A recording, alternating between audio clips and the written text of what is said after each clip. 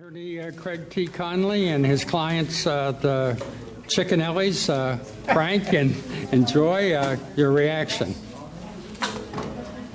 No surprise, of course.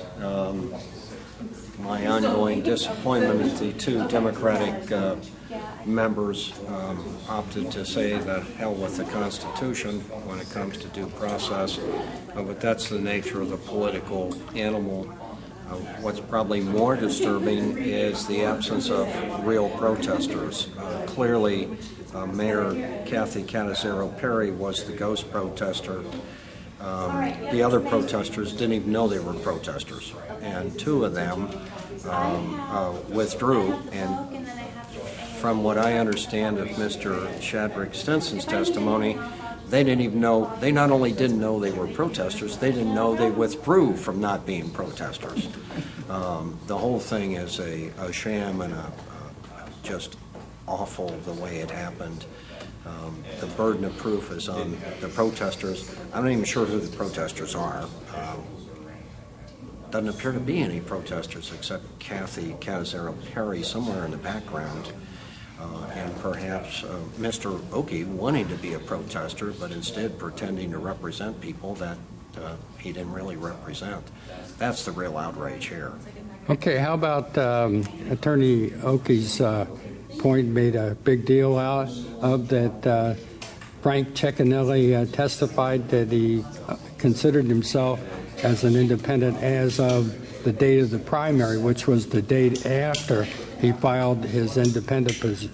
But you didn't respond to that. Well, do you have a response now? Yes, and my response is I don't recall the testimony being that finite, and it has to be taken in context, and I believe Mr. Cicchinelli used a word like technically something, and I don't know what the hell that means. He's not an attorney. Bottom line, the burden's upon the protesters, whoever the protesters may be, by the way. And they didn't meet that burden. They didn't give any evidence about any failure to disassociate. So I feel confident the Secretary of State will do what he's done before. Any doubt, let the people decide. Okay. And Frank Cicchinelli, what are your comments? Well, just keep in mind that you have to look at this as far as the process used to change a person's registration, and the only place that you can do that, whether you're a registered Republican, a registered Democrat, or a nonpartisan, is you change your registration at the primary election. And that was my point. Okay, but you consider yourself to have taken a stance consistent with being an independent candidate before the primary? Yes. Okay. Absolutely. And it's interesting, Mr. Olson, that the case law actually says there's no affirmative means to do that, except perhaps you vote in a primary when you could have voted a partisan ballot, but instead you affirmatively opt not to vote a partisan ballot. And that's the context in which that question was answered.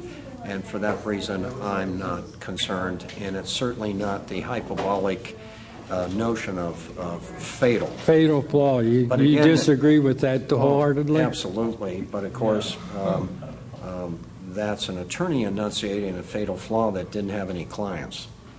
Okay. Thank you. How about you, Joy Cicchinelli? Any comment? Okay. Thank you. Thank you, Attorney Conley. Any comment?